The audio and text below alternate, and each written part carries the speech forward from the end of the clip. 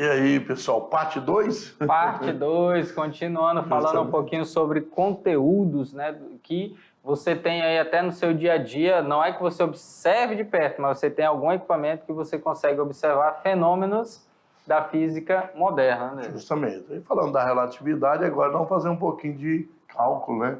Mostrar algumas equações realmente para mostrar aquela questão da velocidade 10%, mais, né? Como é que seria. E outra, né? A teoria chegou até certo ponto, como nós falamos, ela não é mais válida. A outra, ela é válida para qualquer um, né? Então, Justamente. qualquer velocidade. Então, ela é completa. Vamos lá, começando? Relatividade, parte 2, né?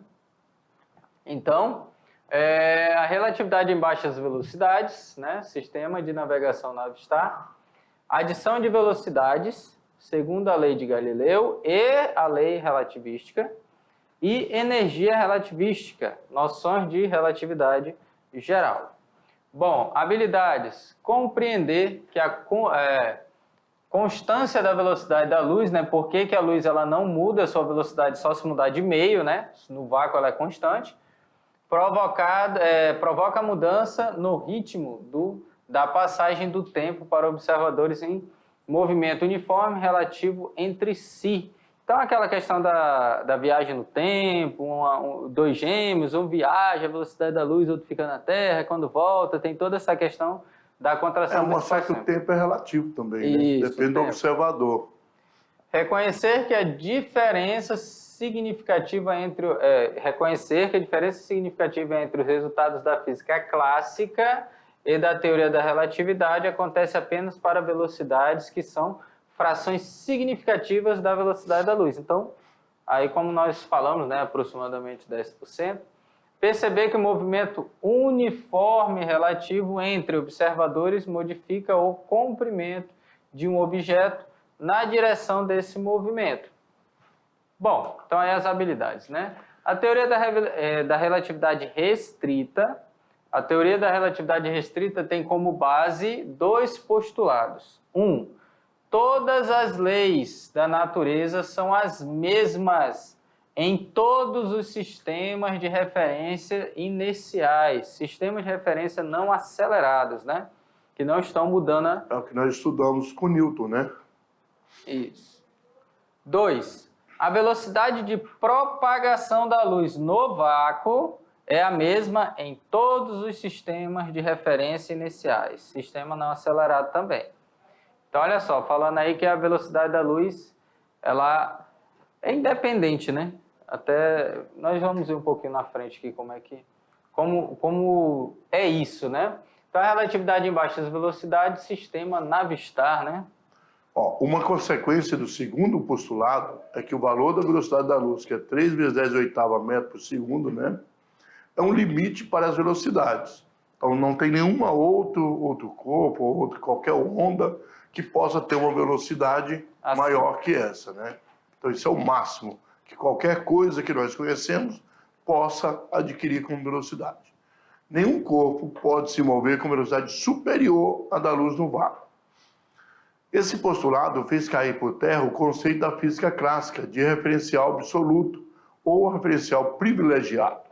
Então segundo o outro referencial, poderia haver velocidades altíssimas, né? Até mais do que isso. Exatamente, porque nós vamos citar aqui essa questão da velocidade, né? Se você fosse pensar, se eu continuar acelerando, vai chegar um ponto que eu vou passar. Justamente. Só que para você imaginar um elétron, então, eu não estou falando do nosso corpo todo, um elétron, você pegar um elétron do nosso corpo e tentar acelerar ele à velocidade da luz, você não consegue. Por quê? Só quem viaja à velocidade da luz é energia. Energia pura, ondas, né, eletromagnéticas. Se você pegar um átomo, que seja menor ainda, ali um pouco maior um átomo, e tentar acelerar a velocidade da luz, você vai ter que ter um recurso de energia infinito para conseguir. Então, o que acontece? O ser humano, matéria, ou qualquer objeto que tem matéria, não consegue viajar à velocidade da luz, consegue chegar próximo, mas não à velocidade da luz. A velocidade da luz é apenas para energia pura, a luz ou ondas eletromagnéticas. É impossível. Star Wars, como a gente brinca, né? Ah, mas aí teorias, tem aquela teoria das cordas, buraco de minhoca, aí é outra situação, não é viajar à velocidade da luz, né? É você conseguir passar como se fosse uma conexão entre dois locais. Só que, tipo assim, são teorias que aparecem em filmes que é legal. Já refizeram, por exemplo, alguns filmes usando teorias novas. Antes o filme tinha uma teoria, agora conseguiram colocar Perdidos no Espaço, por exemplo, já fala um pouquinho da teoria de Stephen Hawking. Aquela horizonte de eventos, buraco negro e tudo mais já foi colocado ali. Não era uma teoria daquele tempo. Então isso é legal, porque até nos filmes tem que ter um pouquinho de ciência e não pode ser totalmente tudo mentira, né? Tem que ter um pouquinho de verdade. Nem tudo ali é fantasia, né? Beleza? Justamente, mas tem que fazer alguma coisa, senão você não assiste. Né? Isso. Como a explosão no espaço. Isso, a explosão. O som não se propaga no vácuo, mas poderia ouvir a explosão de uma nave no vácuo. Sabre de luz, a luz chega até um certo ponto e para através da força, que não é força, né? O controle da energia. É meio complicado, mas vamos lá. Senão vocês não vão assistir mais os filmes. Mas o Yoda é o fera da força. É o cara. Mas imagina, você tem a energia, fica chato, né? Você tem a força, é melhor, o né? He-Man já não, isso aí assim. Tá entregando a idade, isso aí é só a gente, desses os novos. Imagina a situação. Você está em uma estrada dirigindo a uma velocidade de 100 km por hora. Quando, na pista contrária, passa por você outro carro com velocidade igual a 80 km por hora. A velocidade de um automóvel em relação a outro, nesse caso, é 180 km por hora, que é a soma das duas velocidades. Isso não acontece com a luz. Se dois feixes de luz cruzam-se em sentido contrário, sendo que cada um viaja a uma velocidade de 3 vezes 10 à oitava, a velocidade relativa é 3 vezes 10 à oitava, e não o dobro, que seria, né? Acima disso, acontecem fenômenos relacionados à teoria da relatividade, né? Seria o dobro da velocidade, mas não é verdade. Isso aqui é algo interessante sempre para comentar. Pessoal, olha só, aqui, por exemplo, em Rondônia, nós temos uma via que é simples, né? Ela é um lado vai e outro vem. Você não tem mais que isso, não é duplicada. Então, o que acontece? Por que os acidentes geralmente são mortais ou são muito, o que acontece? Muito violentos. É porque você não... Ah, mas eu estava 80 km por hora. Mas se a pessoa que vem do outro lado, por exemplo, tem costume de andar 200 por hora, 180... Não conheço ninguém. Aí o que acontece? Você vai somar 120 com 80. Você vai ter um impacto a 200 km por hora, mesmo que você esteja 80. Porque Justamente. são dois de encontro. Agora é diferente se você está indo, outra pessoa vem atrás e bate. Não. Se ela está a 120 e você está a 80, ela vai bater na tua a traseira do carro aí a quanto? 40. A 40. Então é um impacto menor. Por isso que não deve. Aí você pensa, mas dava tempo de ultrapassar. Não sei o que aconteceu. Porque você tem sua velocidade, você tem sua noção, mas lá na frente você não sabe qual a velocidade do outro que está vindo. Então, se ele está muito rápido, você não vai ter o tempo que você achava que tinha. Você não ultrapassa. Você anda e ele anda, você anda e ele anda. E outra, ainda tem um carro na sua frente que está na mesma... Ou, por exemplo, você está a 100, ele está a 80. Você está ultrapassando a 20 km por hora uma carreta de quase 30 metros de comprimento. Então, você tem várias variáveis. Então, exatamente isso. Dobra a velocidade no impacto de frente. Por isso que é muito violento e acaba tendo consequências... Dobra a mesma velocidade, né? Isso. Soma as suas velocidades. Isso, se um está a 100, outro está a 120, 220. Se um está a 80, outro está a 120, 200. Sempre somando, o impacto vai ser muito violento. Então, sempre tomar cuidado com isso. Vamos lá? Mas com a luz já não acontece. Não, a luz só segue seu caminho, né? As consequências desses postulados contrariam o senso comum. Se a velocidade da luz permanece constante mesmo com o emissor em movimento, alguma coisa deveria mudar para que as leis da física continuem as mesmas. Se a velocidade da luz não muda, outra coisa teria que mudar. Para Einstein, o tempo e o espaço variam de acordo com a velocidade de um referencial em movimento. Então, é o tempo e o espaço. O tamanho do objeto, né? Também do corpo e o tempo. Isso quer dizer que se alguém observasse um ônibus próximo à velocidade da luz, o comprimento do ônibus pareceria menor e o tempo dentro dele correria mais lentamente, maior. Então, um compensaria o outro para ter a mesma velocidade. Em relação ao tempo medido pelo observador. Que está fora, né? Ao calcular a velocidade da luz, os dois chegariam ao mesmo resultado, à mesma velocidade, né, da luz. O espaço e o tempo deixam de ser absoluto e passam a ser relativos, já que a velocidade da luz permanece. O tempo medido entre o mesmo evento por observadores que estão em movimento relativo entre si é diferente. Surge assim a ideia de dilatação do tempo. Da mesma forma, ocorre uma contração do espaço medido por observadores em estados diferentes, um em repouso, outro em movimento. Corpos em movimento sofrem uma contração na direção deste movimento em relação ao tamanho que tem quando medidos em repouso. Então aí está falando que o que acontece não é mudar a velocidade, é mudar o tempo e mudar o espaço. O tamanho, né? A dilatação temporal do tempo e a contração do espaço só apresentam valores significativos quando os valores das velocidades envolvidas são próximos aos da velocidade da luz no vácuo. Então, pequenas velocidades não têm essa diferença toda. O Navistar, GPS, sistema de navegação com tempo e sistema de posicionamento de distância, que deu origem ao GPS, sendo este um sistema de radionavegação por satélites, né? Aí, ó, tem mais de 50 satélites como esse Navistar, que já foi lançado desde 1979. É desse modelo que está falando de posicionamento, né? Que cada satélite tem uma finalidade, né? Em razão da alta acurácia proporcionada pelo sistema e de grande desenvolvimento da tecnologia envolvida nos receptores GPS, uma grande comunidade usuária emergiu dos mais variados segmentos da comunidade civil: navegação, posicionamento geodésico, agricultura, controle de frotas, além de aplicações não pensadas quando do desenvolvimento do sistema.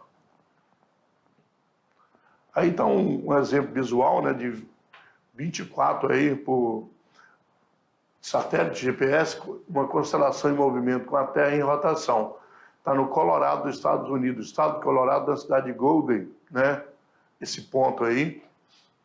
E o número de satélites à vista a partir de um determinado ponto. Vai ver quantos satélites você consegue. Isso prova que a Terra não é plana. Primeiro ponto, né? Você não pode ver todos eles, só pode ver esses que estão em vermelho, ó. Daquele ponto. Cada ponto da Terra você vê determinados satélites. Exatamente. Correto?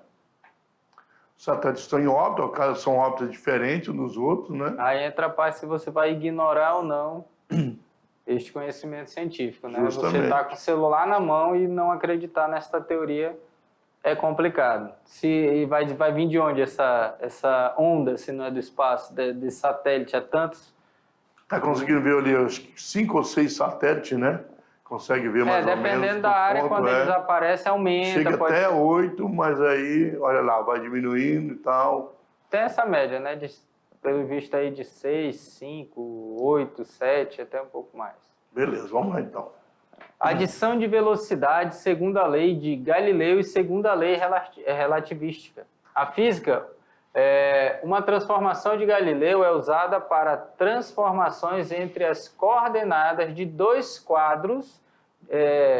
Dois quadros de referência. Isso, quadro de referência que define apenas que diferem apenas por um movimento relativo constante dentro das construções da física newtoniana. Então, falamos aí do referencial em movimento, velocidade relativa.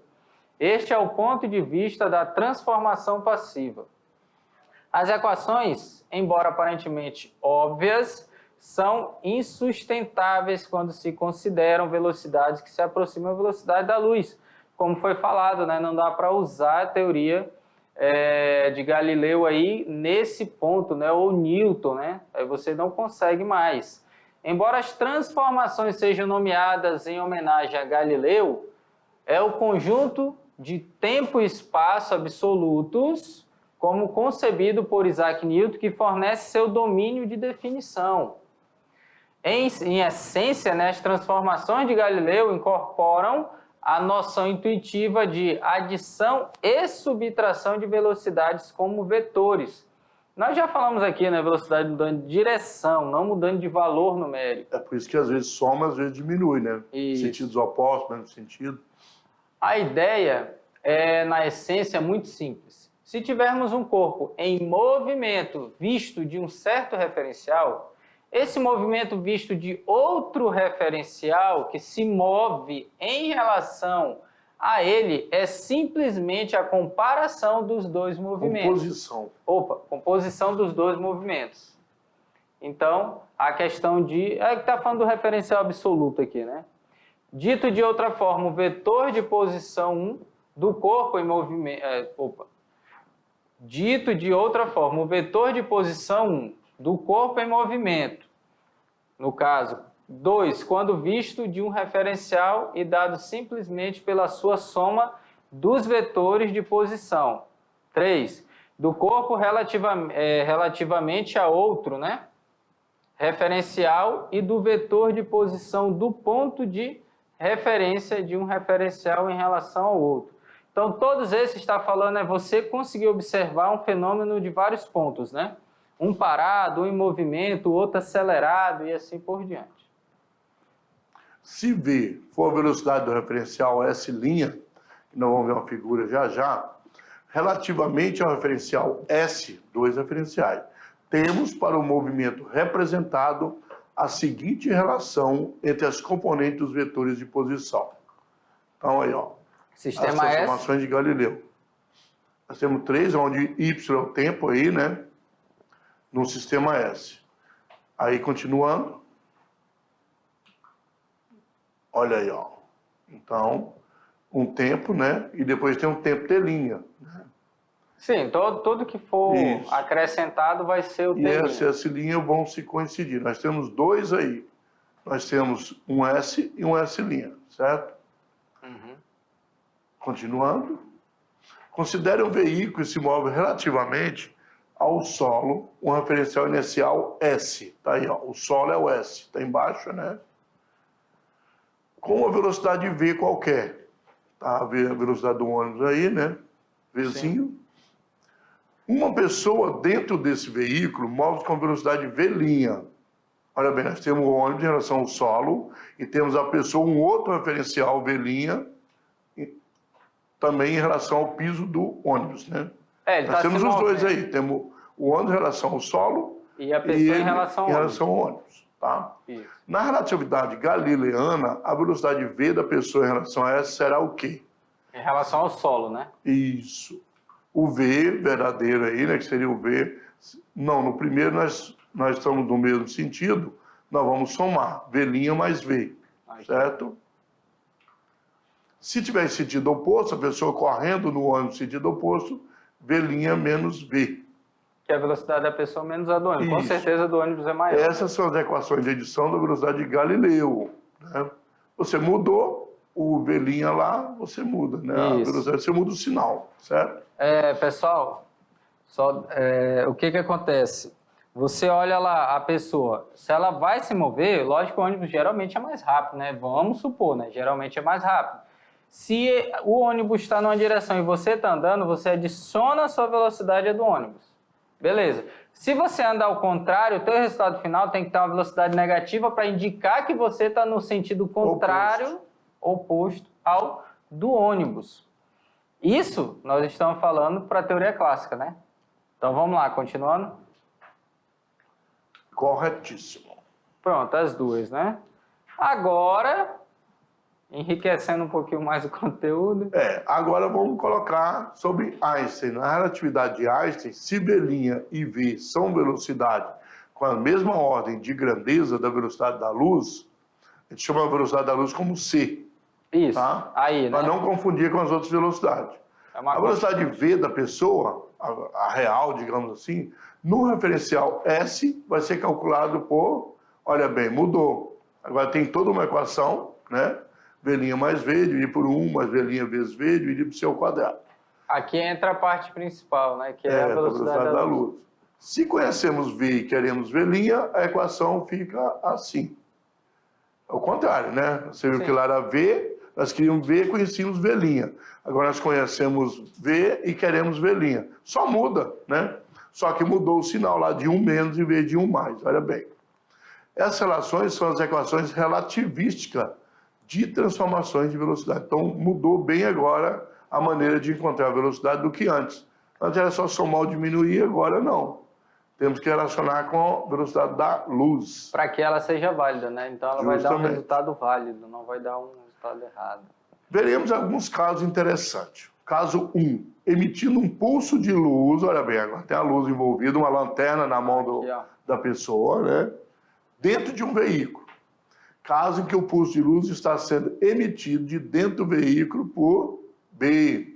E observado por A. Olha, a pessoa que está no chão, o veículo está em movimento e a lanterna emitindo uma luz, certo? E essa luz, O lógico, referencial é fora do veículo. velocidade é igual a C, né? Porque a A velocidade velocidade da luz é C. Isso, e tem a velocidade do trem. A Correto, velocidade do vagão do trem aí. mais o vagão e o observador de dentro, que está Está com parado. a lanterna, e o observador de fora, que Está está... vendo todo o conjunto em E- movimento. Esse é o meu referencial, né? Esse Isso. observador que está sendo referencial aqui. Beleza. Pela adição galileana, nós temos que V igual a velinha mais V, que é igual a C mais V, o que resulta na velocidade maior que C. Maior que a velocidade. Porque pela ideia lógica, né, Deus? Você vai olhar aqui e vai dizer, se A o velocidade da luz já vagão, tem C mais a dele, mesmo que o vagão esteja aí uma velocidade de 10 metros por segundo, mas ia você somar. teria que somar V, que é a velocidade da luz, mais 10. Então, seria a velocidade mais 10, que não é o caso. Então, Vamos ver bora agora lá. o que acontece. Substituindo na equação relativística, você coloca lá o C mais V, agora coloca os valores certinho, ó. C mais V, 1 mais... Aí, fazendo aí a substituição, tem que fazer com carinho aí. A primeira você repete, a primeira inverte pela segunda e tal. Isso. Você vê que C mais V corta lá, ó. Né? Quando você faz isso, você vê que esse conjunto C mais V, que seria a velocidade da luz de antes, ela corta. E, na verdade, a velocidade é igual à velocidade da luz. Então, é uma equação que acabou provando que a velocidade é igual à da luz. Isso significa que a luz também tem a mesma velocidade C no referencial S, tal como é assumido no segundo postulado da relatividade de Einstein. Quando você consegue colocar, você percebe isso. E aqui ele diz que tem que ser igual, né? Não ultrapassa. É o limite. Agora, o caso 2. Velinha e V são velocidades do mesmo sentido, muito menores que C. Ó. Nós não temos a velocidade da luz agora. Digamos que velinha é igual a V, que é igual a 0,10, 10% da velocidade da luz. Isso. Até 10% funciona lá. Pelo teorema de Galileu, nós devemos ter V igual a velinha mais V, 0,10 mais 0,10, 0,20 de C. Que é Pela só... lei relativística, a gente inclui de novo 0,10 lá, calculando tudo, descobrimos que dá 0,198. Então, até 10% da velocidade da luz, as duas funcionam, dá o mesmo valor. Só não dá a partir daí. Começa a ter uma discrepância. Isso significa que velocidades pequenas, a equação galileana dá o mesmo resultado, muito próximo do valor calculado relativisticamente. Eita, Falei. claro, saiu. Então, o que acontece?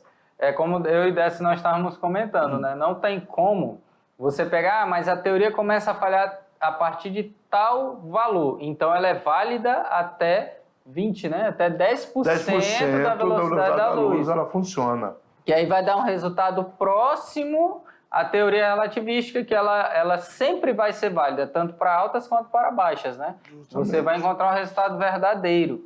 Então, numa teoria, é interessante até você saber quando dá errado e por que dá errado. Isso. Ou você dizer, essa teoria está errada. Fala, não, está errada como? Como você sabe? Não, está errada. Tá, mas você vai ter que provar o que está errado. Então, de Galileu não funciona? Funciona. Se for velocidade, até 10% da velocidade da luz, você pode confiar nela que ela tem o mesmo resultado. A partir daí, já começa E aquela história, não se usá-la você mais. quer que alguém esteja errado, você tem que provar que a pessoa está errada. Como você vai dizer, não, aquela pessoa está errada, mas só pelo fato de você acreditar, aquela história, né? Na minha opinião, não existe na minha opinião. Existe se, tá errado, mas você dizer, tá errado por causa disso aqui, ó. Tá vendo? Isso aqui você afirmou, mas não acontece. O que está acontecendo? A velocidade da luz é 300 mil quilômetros por segundo, né? Isso. Quer dizer que 10% são 30 mil. Então, E nós não atingimos Até essa algum- velocidade, né, ainda, né? quilômetros por segundo. Por segundo. Quilômetros por segundo. Então, aí uma explosão, vamos dizer, de algum planeta que lance, né, um asteroide, um pedaço de pedra muito grande, ele pode chegar a certas velocidades imensas, né? Você pode até pesquisar a velocidade do míssil lá para ver quanto chega em quilômetros por segundo, né? Ele tem uma aceleração alta, mas vê a velocidade. Ele Só para eles terem uma ideia, né? O ultrassônico que eu vi agora, que saiu nas reportagens, sempre está saindo na TV, era 2.000 km por hora. Pois é. Então Por aí hora. você tem E que 30 mil transformar quilômetros para por segundo saber é 10% da e velocidade. já é indetectável para sistemas de antimíssil.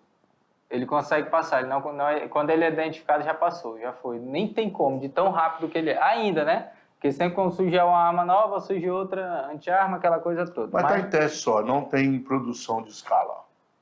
Já foi lançado. Não está em produção. Você pode ver agora sobre as notícias da guerra da Ucrânia, Isso. já diz que o próprio Biden falou que não tem como lançar míssil nenhum que a Rússia não possa interceptar. Isso. Que aí é 2.000 Quer dizer, eles têm uma, mas não tem produção, né? Não, pode não ter muito, né? Lançaram um ou outro que é exatamente para atacar lugares subterrâneos, tem que ter uma velocidade muito grande para penetrar e depois explodir, né? Danificar toda uma estrutura. Mas vamos lá, continuando. Fora a distância que ele é lançado, né? Que é de muito longe. Pois é, tem que ser longe. Isso. Bom, caso 3 aí, onde a velocidade aí são velocidade de mesmo sentido, com valores próximos de C. No caso, 0,75 de C. 75% da velocidade da luz, né? Aqui já passou. Aí já deu 1,5. E já é 1,5 a velocidade da luz. Então já ultrapassou a quando velocidade. Você põe na lei relativista, dá 0,96. Isso. Né? Aí tem que fazer os cálculos, né? Substituir, fazer os cálculos, chega no resultado tranquilamente. É só questão de conta aqui mesmo. Só para mostrar quando ela funciona, quando ela não funciona, né? Isso. Mas é essa parte que é importante, né? Entender que é válido até um certo ponto, passou dali, já não dá mais certo. Pelos resultados obtidos nos casos, nós observamos que a adição relativística de velocidades preserva, em qualquer caso, os dois resultados da relatividade especial. Entretanto, a adição galileana de velocidade só é válida para velocidades muito menores que a velocidade da luz. Uma porcentagem aí, né, de 10% da velocidade da luz. Não ultrapassando isso. Ultrapassando, pode começar a ter uma discrepância aí no resultado. Energia relativística, falando da energia, né? A teoria da energia relativística mostra que massa e energia são grandezas equivalentes. Então agora que a gente começa a falar de massa e energia. A gente está falando de tempo e espaço. Sendo que essas grandezas são equivalentes, sendo que qualquer massa possui energia associada a ela e vice-versa. Uma massa possui energia associada e a energia possui uma massa associada a ela. Isso. Matematicamente, essa relação é definida pela famosa equação de Einstein, né? E igual mc ao quadrado. Por que é o quadrado da velocidade? Na equação. Né? Sendo E igual à energia de uma partícula, m é a massa da partícula e c é a velocidade da luz no vácuo. Essa equação é a mais conhecida da física e teve enormes consequências, dentre as quais podemos destacar a energia nuclear. Embora essa energia esteja vinculada a uma velocidade da luz, velocidade c, ela também fornece a energia de repouso, que é a energia zero, né, de repouso, de um corpo e um referencial em virtude de sua massa, também de repouso. Tem uma massa de repouso e uma energia de repouso. Exatamente. Então, às vezes, o pessoal dá uma olhadinha aqui, a pessoa pensa assim, então quer dizer que tudo é energia? Sim, tudo é energia. Se você pensar, tudo é constituído de átomos, e átomos são constituídos de prótons, nêutrons e elétrons, todos eles portadores de carga elétrica, de massa e tudo mais. Então, se você analisar, essa questão da bomba atômica, que foi criada, mas vamos dizer assim, tem a bomba atômica e tem a usina de fissão nuclear, né? São duas coisas voltadas para coisas diferentes, né? A radiação pode ser usada na medicina e tudo mais. Beleza. Só que se você pensar uma quantidade muito pequena de matéria, se ela for colocada com antimatéria, já é possível criar, mas é muito pouco, né? Que dá para ter essa questão que é a aniquilação. Então, se você pegar a matéria e antimatéria e colocar em contato, algumas gramas podem destruir, uma grama pode destruir até uma cidade. Não tão grande, né? Porque vai liberar toda a energia, que é a energia nuclear, no núcleo, ela é muito forte, muito grande. Aí o que acontece? Se ela transforma tudo aquilo em energia, libera uma quantidade enorme. E foi isso que eles trabalharam, né? Nessa questão de... lógico, não é mais... Hoje em dia não é só a bomba atômica que tem, né? Existem bombas atômicas 50 vezes mais potentes, muito menores. Existe bomba de hidrogênio, existe bomba de tudo quanto é jeito que você pensar aí. É quase assistir o Tony Stark, né? Cada dia você tem uma arma nova e muito potente. Pra quê, né? Só para destruir. Seria interessante fazer para criar, né? Vamos criar uma bomba que se você jogar, aqui vai nascer uma floresta. Pronto. Vai irrigar. Não, a pessoa quer chegar lá para pegar uma floresta e dizimar e destruir tudo. Mas isso é o ser humano. Vamos lá, continuando? Infelizmente. Então, sabendo que tudo é energia, tudo que você pensar é energia, só que tem alguns processos que são quase irreversíveis, né?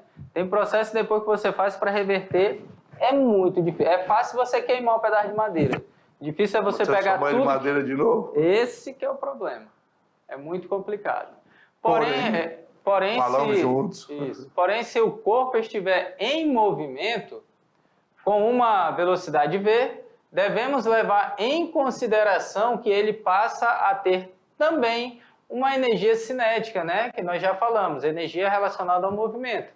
E sua massa relativística sofre dilatação, aumentando uma quantidade, olha só, aqui ó, ΔM é igual a M menos M0, que era a massa inicial.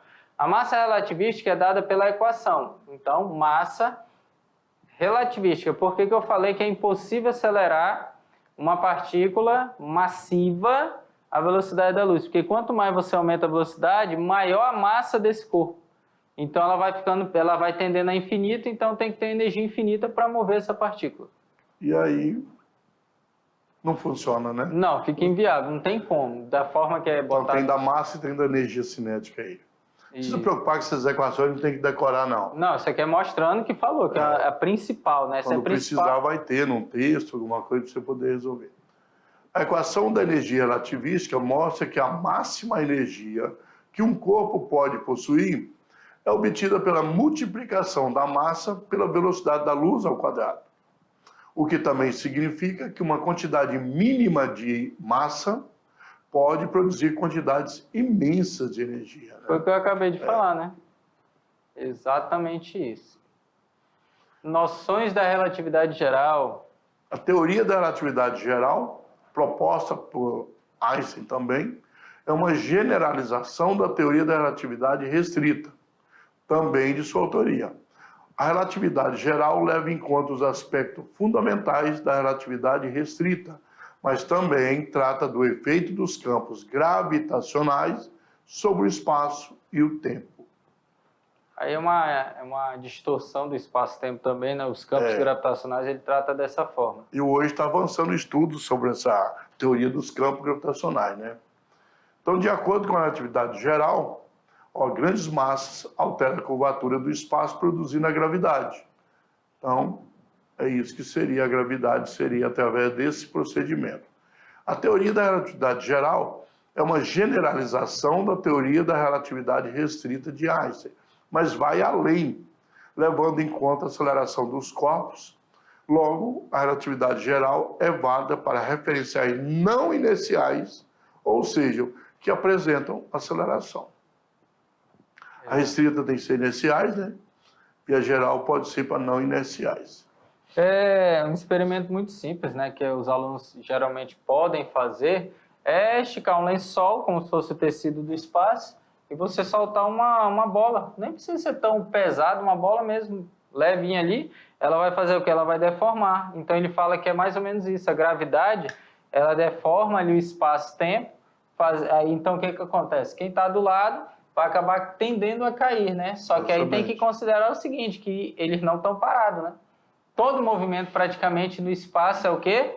Está ali girando. Eu acho que tudo, se você pensar do átomo ao macro, né? Tudo é girando, galáxia. Então, quando chama uma pessoa de tonto, quer dizer que ele faz parte do processo. Exatamente. Então, está ali girando. Então, não, todo referencial que você pegar, eu acho que assim, da estrutura atômica até que é esse giro, lógico, né? São teorias, como nós falamos, vai evoluindo a cada dia para entender esse comportamento, que é muito mais complicado quando se fala de átomo e quando se fala do universo, exatamente por envolver altas velocidades. Aí, além de lidar com a velocidade, você ainda tem que lidar com outros fatores que vão influenciar. Aí você diz, mas a velocidade não pode ser somada, mesmo que some, ela não ultrapassa. É outros efeitos. Então, quais são esses efeitos? O que acontece? E dizem, até uma teoria legal, né, da física, eu acho que é da física quântica, até quando você vai observar um elétron, parece que ele sabe. Então, quando ele não é observado, ele tem um comportamento. Quando ele é observado, ele tem um comportamento. Mas como é que você sabe do comportamento quando não é observado se você não observa? Exatamente, só que aí tem resultados, né? Você deixa ali, acontece um fenômeno, vai ser registrado de alguma forma e quando você vai observar, fazer todo o estudo em cima já muda. Então, é algo até interessante você parar. Até na ciência tem esses mistérios. Não é dizer assim, mas aí estão tentando entender, né? Qual é essa situação aí que ocorre, beleza? Então, daqui a pouquinho a aula continua. Daqui a pouquinho a aula continua. Isso.